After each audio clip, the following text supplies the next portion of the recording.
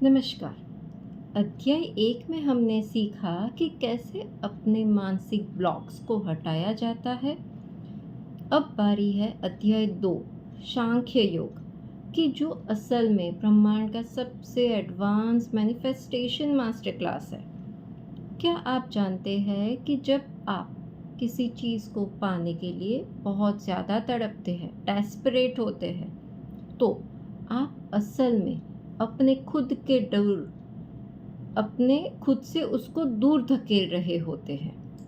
भगवान कृष्ण ने अध्याय 2 के 47वें श्लोक में मेंशन किया है, कर्मण्येवाधिकारस्ते मा फलेषु कदाचन।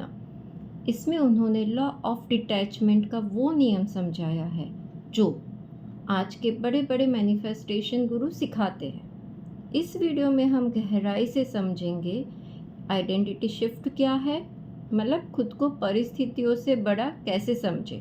सेकेंड, स्थित प्रज्ञा, कि वो मानसिक स्थिति जिसमें आप एक मैग्नेट की तरह अपनी इच्छाओं को आकर्षित कर सकते हैं। तीसरा है डेस्परेशन को मैनिफेस्टेशन में बदलने का प्रैक्टिकल तरीका। अगर आप अपनी लाइफ की वाइब्रेशन को ब्रह्मांड की फ्रीक्वेंसी से मैच करना चाहते हैं तो यह वीडियो आपके लिए है। पिछले वीडियो में हमने देखा कि कैसे हमारा डर और कंफ्यूजन ही मैनिफेस्टेशन की पहली सीढ़ी है, लेकिन जब हम अपने डर को स्वीकार कर लेते हैं तब शुरू होता है मैनिफेस्टेशन का असली विज्ञान। इस अध्याय में भगवान श्री कृष्ण ने अर्जुन को सिखाया वह आज के समय का सबसे एडवांस क्वांटम फिजिक्स और लॉ ऑफ अट्रैक्शन का फॉर्मूला है। अगर आप चाहते हैं कि आपकी वाइब्रेशन को ब्रह्मांड की फ्रीक्वेंसी से कैसे मैच करें कि चीज़ें अपने आप आपकी तरफ खींची चली आए, तो यह वीडियो आपके जीवन का टर्निंग पॉइंट होने वाला है। फर्स्ट है द बिग आइडेंटिटी शिफ्ट। इसमें श्री कृष्ण अर्जुन को समझाते हैं कि आप शरीर नहीं आत्मा हो। अध्याय 2 के शुरुआत में श्री कृष्ण अर्जुन से कहते हैं कि तुम उस चीज़ के लिए दुखी हो रहे हो जो परमानेंट ही नहीं है। वे श्लोक 22 में कहते हैं, जैसे इंसान पुराने कपड़े बदलकर नए कपड़े पहनता है, वैसे ही आत्मा पुराने शरीर छोड़कर नया शरीर धारण कर रही है। अब आप सोचो कि यहाँ मैनिफेस्टेशन का क्या रहस्य है। अक्सर लोग मैनिफेस्टेशन इसीलिए नहीं कर पाते क्योंकि वे खुद को अपनी मौजूदा परिस्थिति, करंट रियलिटी से जोड़ लेते हैं। जैसे मैं गरीब हूँ, मैं बीमार हूँ, या मेरी किस्मत खराब है। श्री कृष्ण कहते हैं, you are not your circumstances. आप यह शरीर या ये परिस्थिति नहीं है। आप एक अनंत ऊर्जा है, इनफाइनाइट एनर्जी, सोल है। जब आप खुद को एक सीमित इंसान की बजाय अनंत ऊर्जा मानने लगते हैं तो आपका सबकॉन्शियस माइंड असीमित संभावनाओं के लिए खुल जाता है। इस मॉडर्न मैनिफेस्टेशन में इसको शिफ्टिंग योर आइडेंटिटी, अपनी पहचान बदलना कहते हैं। इसमें हम एक और चीज़ समझेंगे। हम सब ने यह श्लोक सुना है, कर्मण्येवाधिकारस्ते मा फलेषु कदाचन, राइट? कर्म करो, फल की चिंता मत करो। लेकिन मैनिफेस्टेशन के दीवाने लोग 24 घंटे सिर्फ फल, मतलब अपना गोल, पैसा, गाड़ी के बारे में ही सोचते रहते हैं। श्री कृष्ण यहाँ लॉ ऑफ अट्रैक्शन का सबसे बड़ा सीक्रेट बताते हैं, the law of detachment.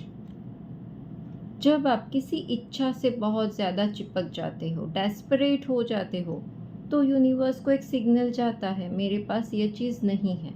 That is lack mindset. और ब्रह्मांड आपको और ज़्यादा कमी देता जाता है।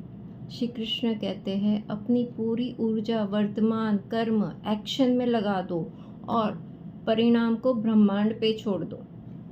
जब आप परिणाम से डिटैच हो जाते हो तो आपकी तड़प खत्म हो जाती है और आपकी वाइब्रेशन तुरंत हाई हो जाती है। ये वही स्थिति है जब मैनिफेस्टेशन पलक झपकते, मतलब चुटकियों में काम करने लगता है। सेकंड बात समझाई है श्री कृष्ण भगवान ने, स्थित प्रज्ञा, द अल्टीमेट मैनिफेस्टेशन स्टेट। अध्याय 2 के अंत में अर्जुन श्री कृष्ण से पूछते हैं कि स्थित प्रज्ञ मतलब स्थिर बुद्धि वाला इंसान कैसा होता है। इस स्थिति को हम 3 आसान स्टेप्स में समझेंगे। फर्स्ट है जो अपने कंट्रोल करता है, स्क्रीन माइंड में जो चलता रहता है उसको कंट्रोल करता है, मतलब कि इंद्रियों का जो संयम रखता है। इसको हम एग्जाम्पल से समझते हैं। जैसे कछुआ अपने अंगों को समेट लेता है, वैसे ही एक मैनिफेस्टर को बाहरी दुनिया के नेगेटिव इन्फ्लुएंस जैसे न्यूज़, सोशल मीडिया की जेलसी, लोगों के ताने से अपने दिमाग को सिकोड़ना है। इसे प्रोटेक्टिंग योर एनर्जी कहते हैं। सेकेंड है stop the loop of thoughts, इच्छाओं के जाल से बचे। श्री कृष्ण श्लोक नंबर 62 और 63 में बताते हैं कि कैसे एक छोटी सी इच्छा के बारे में बार बार सोचने से आसक्ति होती है, फिर काम वासना, फिर क्रोध और अंत में बुद्धि का नाश होता है। मैनिफेस्टेशन में इसे ओवर थिंकिंग या ऑब्सेशन कहते हैं। विजुअलाइजेशन करिए लेकिन उसके लूप में फंसकर अपनी शांति मत खोइए। थर्ड इज न्यूट्रल स्टेट, समत्व योग उच्चयते। सुख और दुख, जय और पराजय में समान रहना सीखें। जब आप अपनी बाहरी परिस्थितियों से अप्रभावित हो जाते हैं तो आप ब्रह्मांडीय चेतना, यूनिवर्सल कॉन्शियसनेस के साथ अलाइन हो जाते हैं। अब आप जो भी सोचेंगे वह सच होने लगेगा। श्रीमद् भगवत गीता का अध्याय 2 हमें सिखाता है कि मैनिफेस्टेशन बाहरी दुनिया को बदलने का खेल नहीं है, बल्कि अपनी आइडेंटिटी को बदलना और रिजल्ट से डिटैच होने का नाम है। आज से ही अपनी इच्छाओं को यूनिवर्स को सौंपकर पूरी ताकत से अपने कर्म में लग जाइए। याद रखिए, आप कोई साधारण इंसान नहीं है जो परिस्थितियों से लड़ रहा है। आप वो अनंत आत्मा है जो अपनी किस्मत खुद लिख सकती है। ये ताकत हमें भगवान ने दी है, ज़रूरत है बस इसको समझ के अप्लाई करने की। तो अगर आज की यह गहरी सीख से आपके सोचने का तरीका बदला है तो कमेंट में टाइप करें आई एम इनफाइनाइट, मैं अनंत हूँ। नेक्स्ट वीडियो में हम बात करेंगे अध्याय 3 कर्म योग पर और यह समझेंगे कि मैनिफेस्टेशन के लिए सही एक्शन कैसे लिया जाता है। फिर मिलते हैं नेक्स्ट वीडियो में। जय श्री कृष्ण।